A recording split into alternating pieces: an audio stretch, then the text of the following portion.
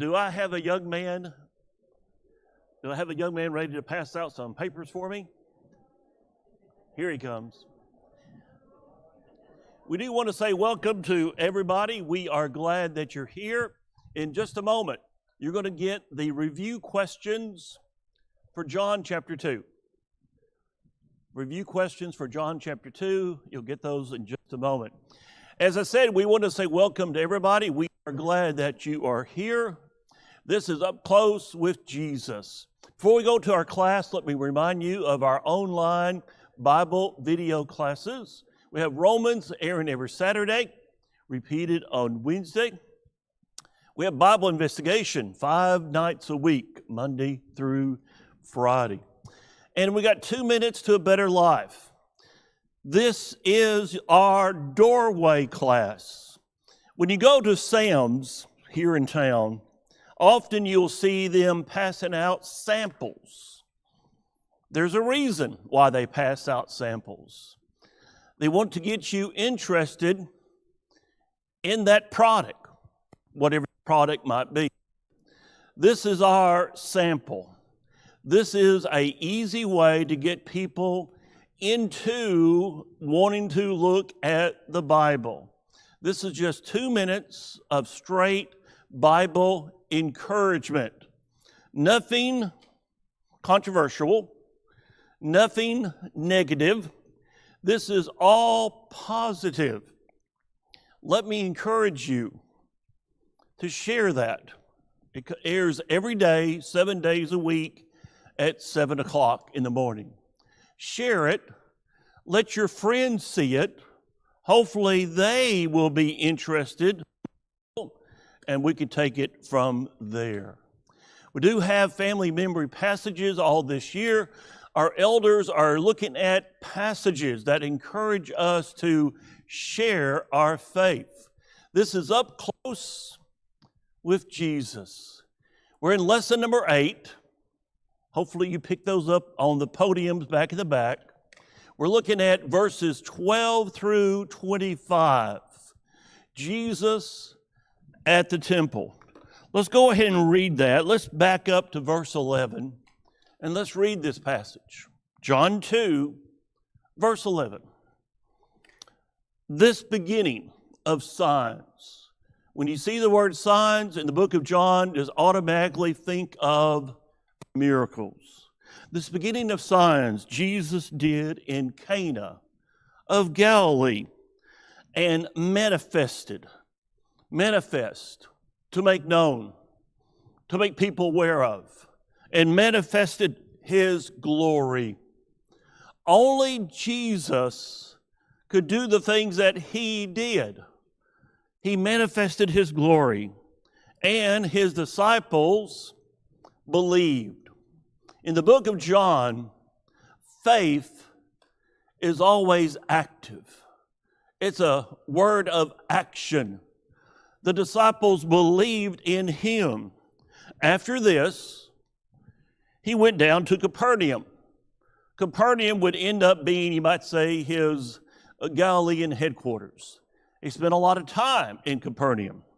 He, his mother, his brothers, his family, and his disciples, and they did not stay there many days. This is a short visit to Capernaum. Now the Passover of the Jews was at hand, and Jesus went up to Jerusalem. On the map, this would be going down to Jerusalem, but you always talked about going up to Jerusalem because Jerusalem is elevated. Jerusalem is on a mountain, okay? Not a very tall mountain, but it's a mountain. And he found in the temple, what did he find? He found those who sold oxen and sheep and doves and the money changers doing their business. The temple grounds become like a business bazaar. There's a lot of transactions going on. A lot of people making money off of those transactions. The people in power. Of course, we're talking about the Sanhedrin. what he had made, when he made a whip out of cords, he drove them all out of the temple. Can you picture that? Get out here. Get out here. Don't do that. And with the sheep and the oxen, and poured out the changers' money and overturned their tables. And he said to those who sold doves, take these things away. Do not make my Father's house a house of merchandise. Then his disciples remembered. They're putting two and two together. John is looking at this maybe close to 60 years after it happened. And he's having these memories. All of the disciples, they started putting two and two together. Then his disciples remembered that it was written, zeal for your house has eaten me up.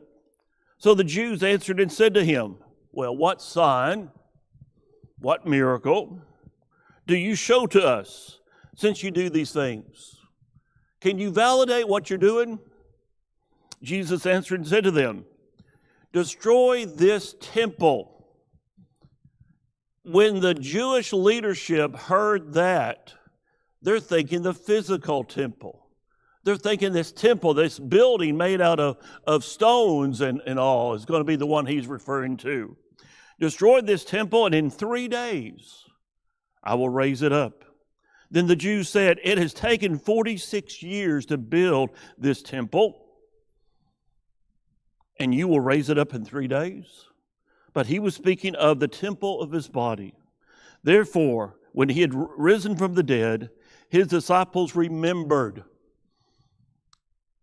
It took all the way to after the resurrection for them to start really putting things together. Therefore, when he had risen from the dead, his disciples remembered that he had said this to them, and they believed the scriptures and the word which Jesus had said. Look at your bonus. While Jesus was willing to maintain his guest status at the wedding, woman, what do I have anything to do with this? He was not, going to actively take part, but only because he saw a need did he take part in that miracle at the wedding. While he was willing to maintain his guest status at the wedding, he was not willing to remain a guest at the temple. His glory will be made manifest. Another bonus. God the Father shall be worshiped without the business activities shown here in John 2. I've got a question for you to think about. Can we commit this wrong today? Can we ever come to this building? Now, this building is not the church. We are the church. Us. Brothers and sisters. We're the church. But can we come to this building not mainly for the purpose of worship? Now, this building, we come together. We do have some side benefits. We have fellowship. We have time we can talk to each other and share ideas and share things that happen with us. But what is the main purpose of us coming together? The main purpose of us coming together is to worship God. The main purpose of the temple was to worship God. But they had taken that main purpose and put it down lower on the priority list. Where do we put worship? Is it up here, number one, the worship of God? Or is it just something else that we do? Think about that for just a moment. Now, verse 12. It says, after this, after the wedding, the miracle at the wedding, he went down to Capernaum. Capernaum was on the northwest shore of the Sea of Galilee, and probably roughly 20 miles or so from the most likely location of Cana, where the miracle of the wedding took place. Now, verse 13. Now, the Passover. Jesus went up to Jerusalem. The Passover always falls on the 15th day of Nisan on the Jewish calendar. That would be roughly, if you want to try to connect it to our calendar today, it's roughly around late March, early April. Okay? Think about the time period that the world celebrates Easter. You know, the world celebrates Easter. Well, that's about that same time period. By law, every adult male Jew who lived within 15 miles of Jerusalem was supposed to attend the Passover. By their traditional law, every adult male who lived within a 15-mile radius of Jerusalem, you better attend Passover. The people outside of that 15-mile circle often attended, but it was not absolutely commanded.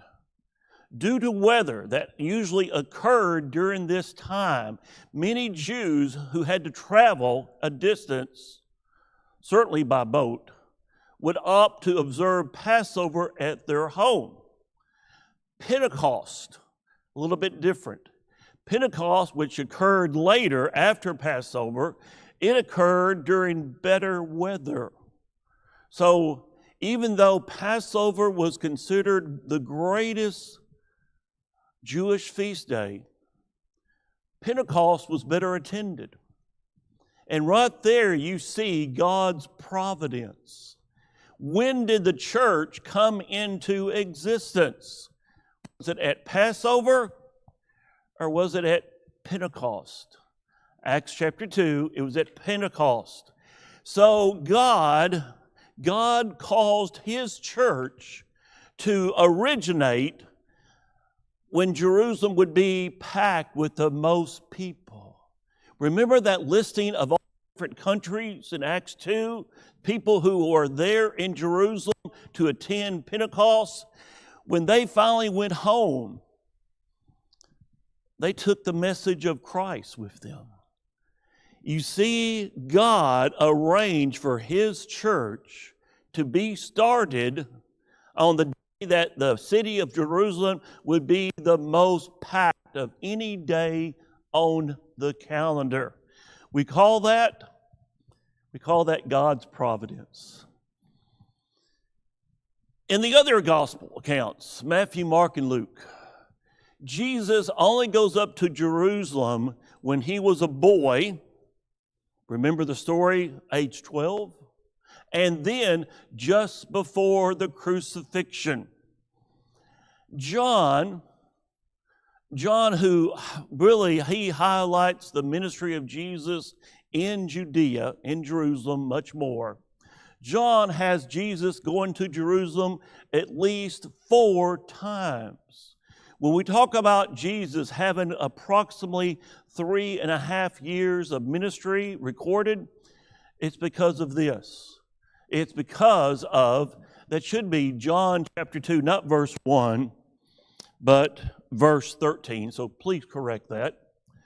Go with me over to John chapter 5.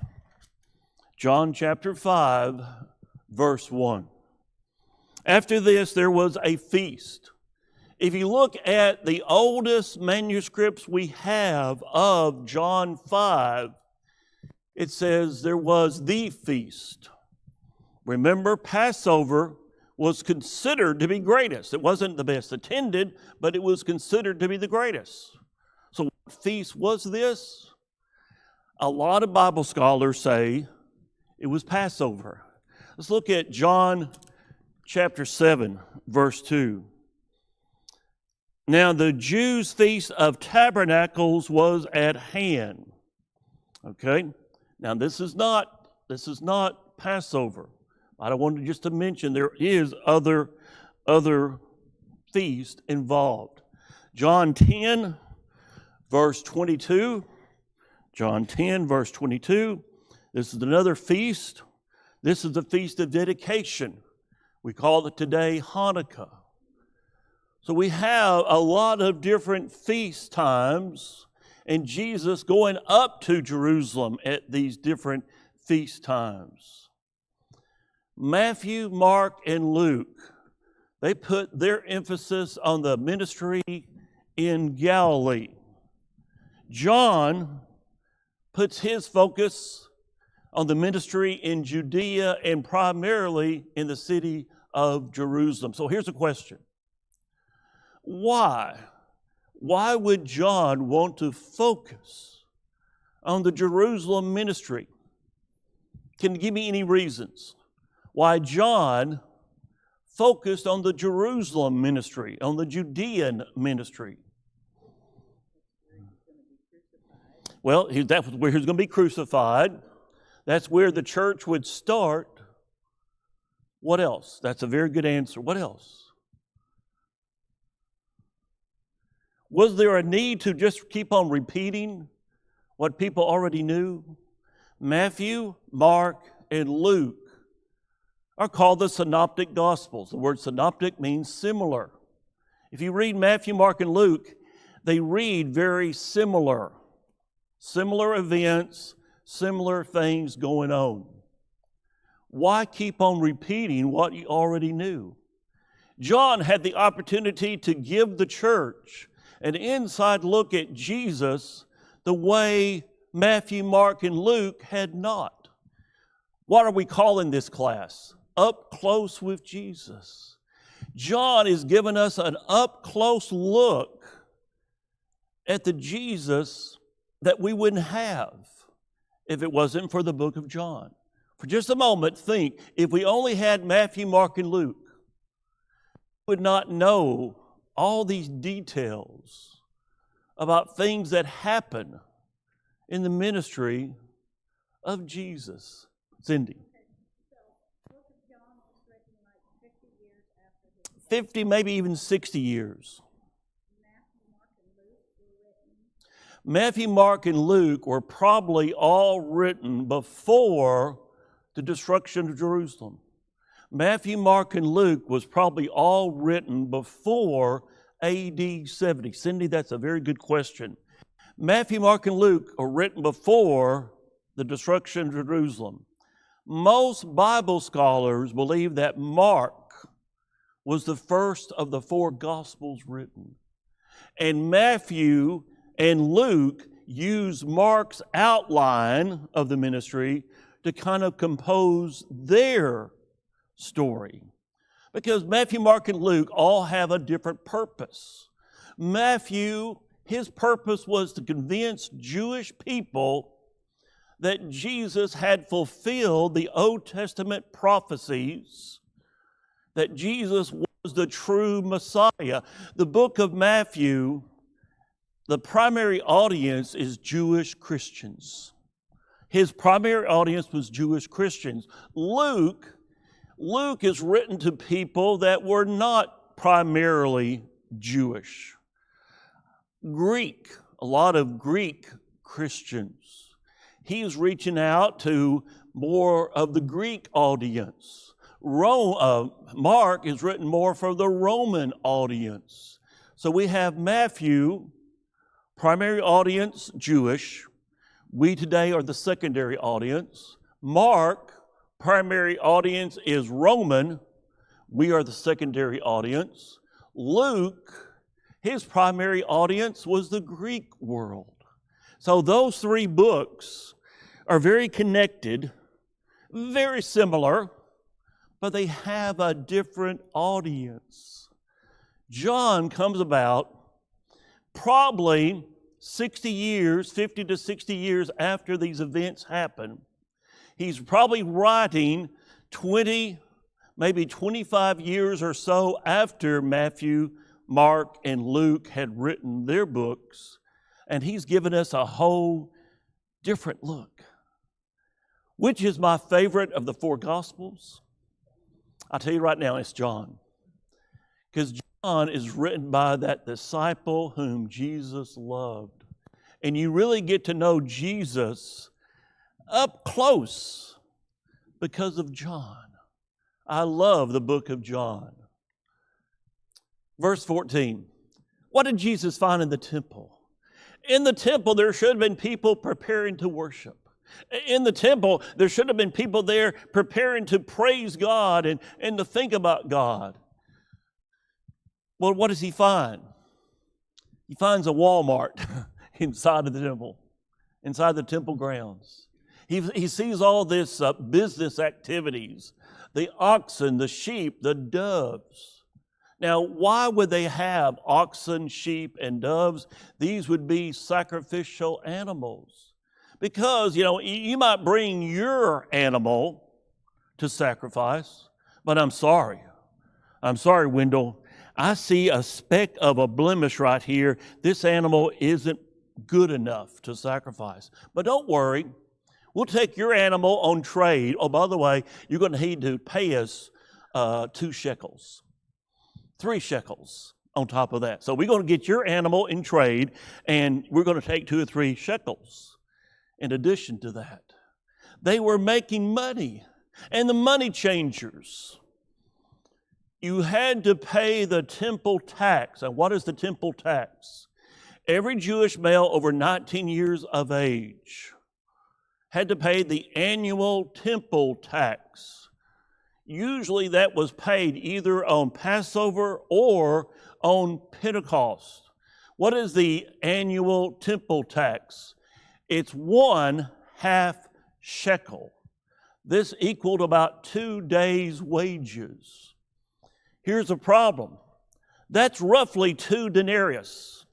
I got my 2 denarius. Oh, I'm sorry, you can't use that here. We don't take that here.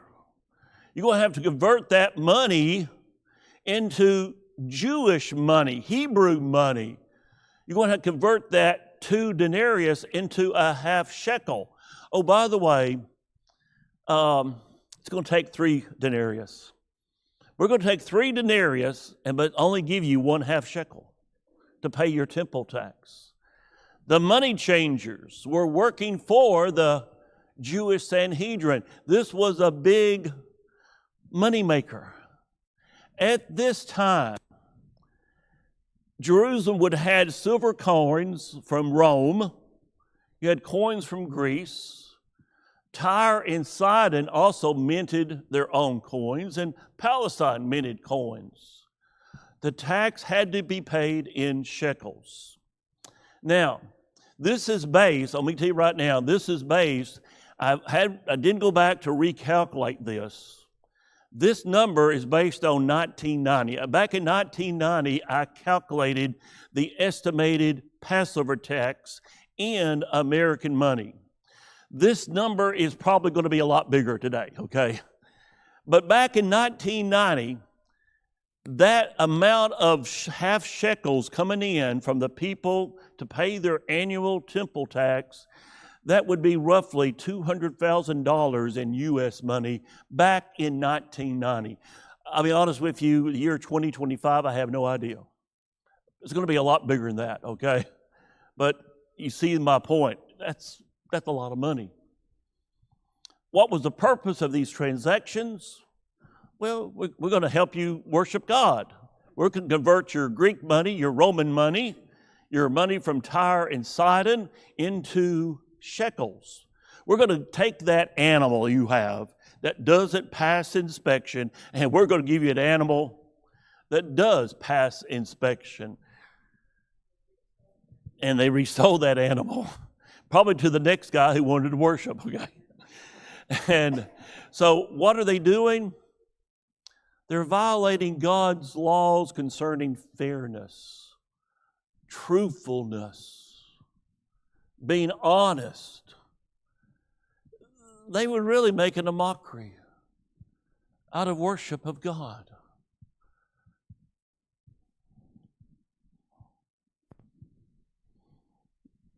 Have you ever known someone who got into watching some of those faith healers on TV? You know, we had a relative that got into that. And they sent a lot of money. Now, if you send me if you send me your money, I'm going to help you have a glorious day. I'm going to help you have a wonderful day. It's like this. It's making a mockery out of worship of God. Verse 15, he made a whip and he drove them out. Was Jesus angry? By a show of hands, do you think Jesus was angry? Guess what? I agree with you. Everyone who raised their hands, I think Jesus was angry. They were taking the temple that had been designed to bring people closer to God. And it was just a business, just a money-making business. He had what I call righteous anger. Why is that okay?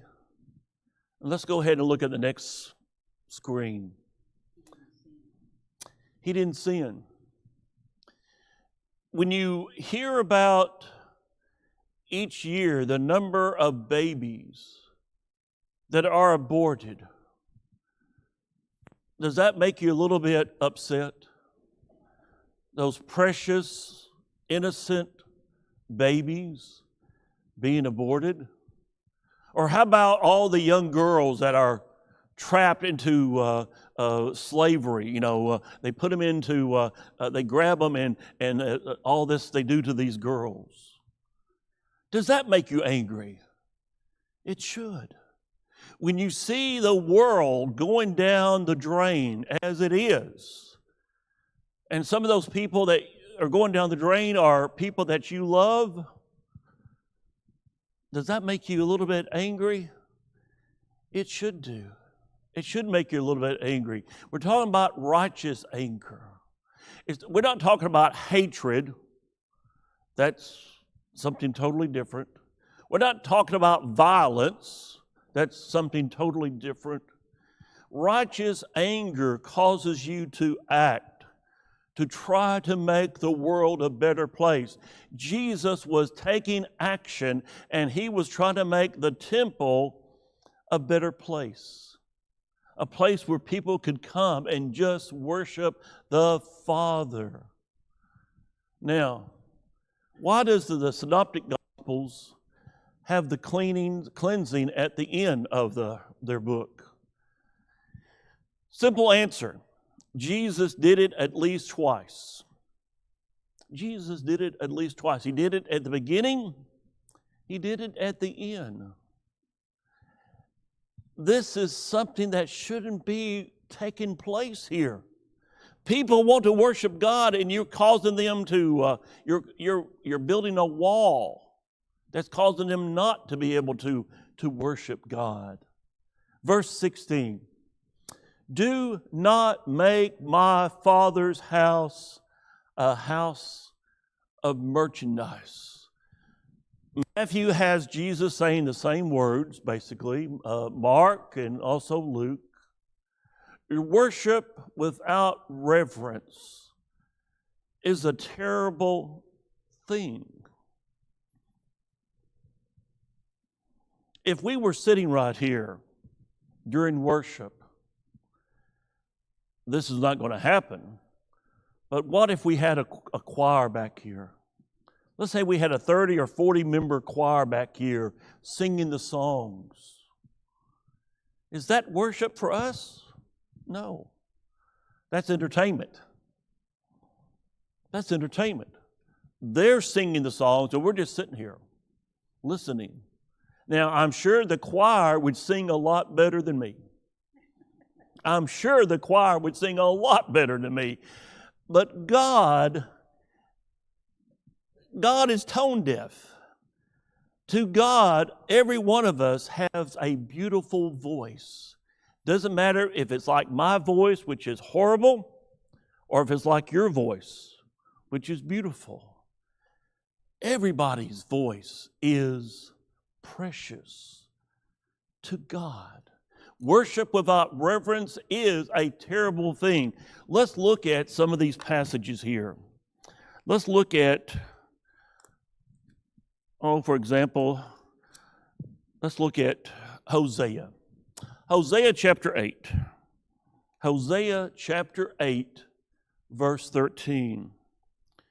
For the sacrifice of my offerings, they sacrifice flesh and eat it, but the Lord does not accept them, nor will he remember their iniquity and punish their sins. They shall return to Egypt. There is a right way and a wrong way to worship God. Psalm chapter 51, verse 16. For you do not desire sacrifice, or else would I would give it. You do not delight in burnt offerings. Here the psalmist is saying, it's got to be in my heart first. If I go just through the motions, it's empty. What would Paul say? Though I can move mountains and have not love, I can do all these other great things and have not love, it hasn't really accomplished anything. What did Jesus tell that woman in Samaria? God is spirit, and they that worship him must worship him in spirit and in truth. We've got to make sure that we have the right worship, what God wants, but we also got to make sure that we love to worship, that we got the right attitude, that we've got the right purpose in mind, that we want to elevate God and make him number one. God wants the purity of worship. You know, you take a little child. Luke and Sarah, you have two beautiful boys. They are just excited. When you get to do something with them, they get excited and they are just bubbling over with excitement. We get to do something with mommy and daddy. We're doing this and wow, this is great. Do you remember the man that Peter and John healed outside the temple? When he was healed, he was leaping. He was so excited. He was praising God. Let's go to Mark chapter 11. Mark chapter 11.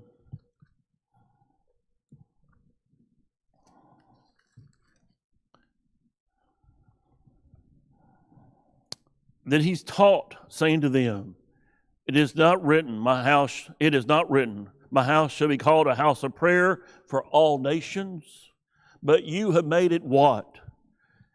That's the phrase I wanted to pull out. A den of thieves. You are robbing the people.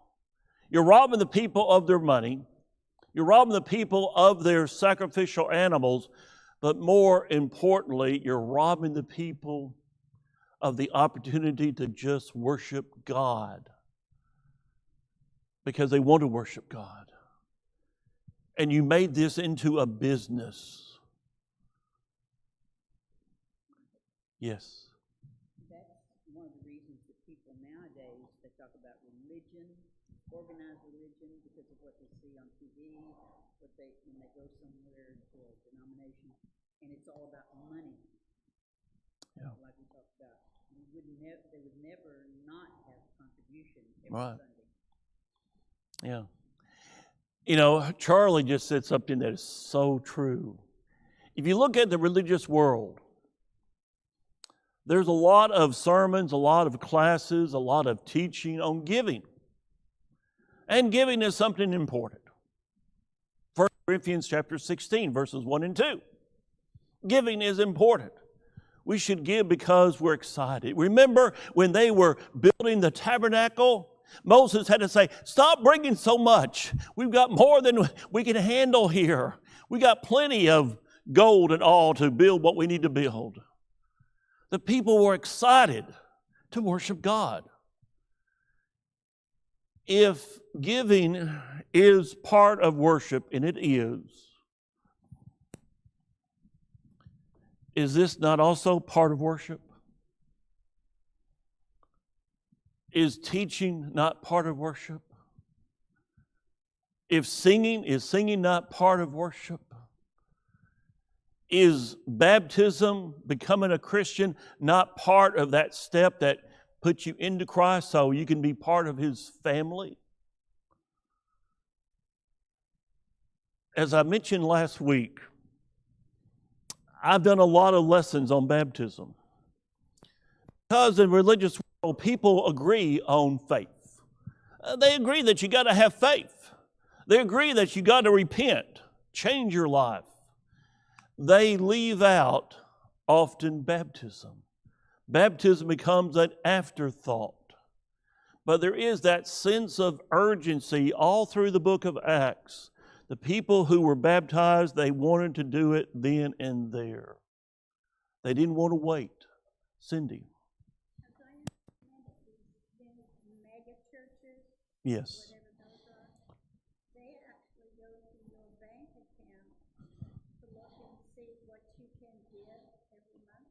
Yeah. Is that not like the temple? Yeah, there was a story about, I don't know, about maybe 2-3 years ago, where one of the mega churches, one of their requirements of their members was to give them their online password into their bank account so they could actually see what you have. Well, you're depositing $1,000 a week, but you're only giving 20? What's up with that? You know, there is a reason why worship is individual. It starts individual. We each worship individually, but we come together as a church family.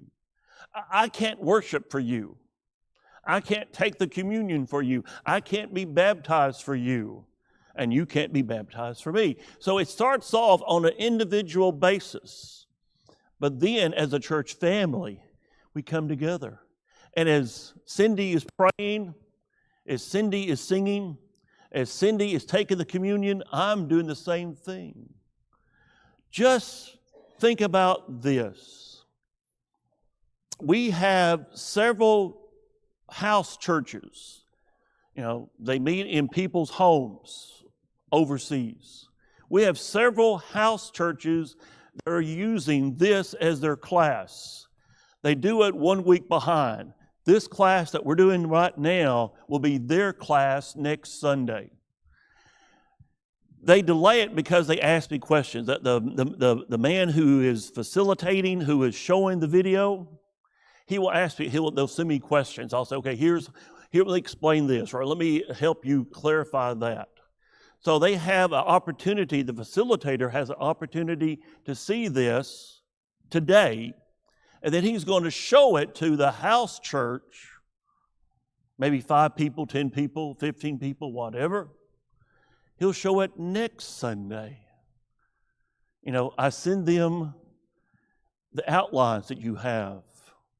I'm available for their questions.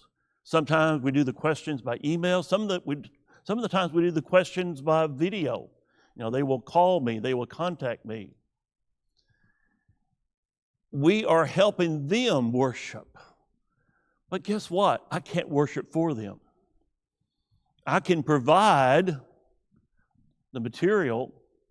We can provide the psalm books. We can provide the Bibles. But no one can worship for you. You have to worship yourself, and we're worshiping together because it just feels good. I love to look up and for example, Jonathan. Jonathan, when you lead singing, often you're smiling. You know, and you like that. That is something that really speaks to you. That encourages me. I can tell that he is excited and he loves doing what he is doing. Billy, I'm going to miss you guys. Billy has been a breath of fresh air. I get so much from him. He encourages me. That's the why, if at all possible, I want to be here. Now, could I be worshiping and studying from my home? Yes. And there's people who can't get out, and I'm so thankful that we have Facebook and YouTube and all of that. There's some people who can't get out. But if all possible, I want to be here. Because when I'm not here, I miss so much that I don't get by sitting on my couch. As I said, I'm thankful for the online ministry, but I'm so much more thankful for the opportunity to be together and worship together. Question: how might we today make the same mistake? How can we turn worship into something more? All it is just going through the motions. It's easy when we don't put our heart into it. Have you ever seen someone where you knew they were not excited to be there?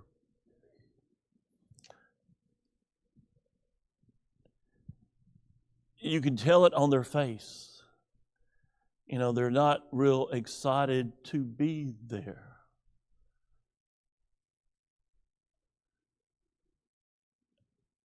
The joy has to start right here with me, with you.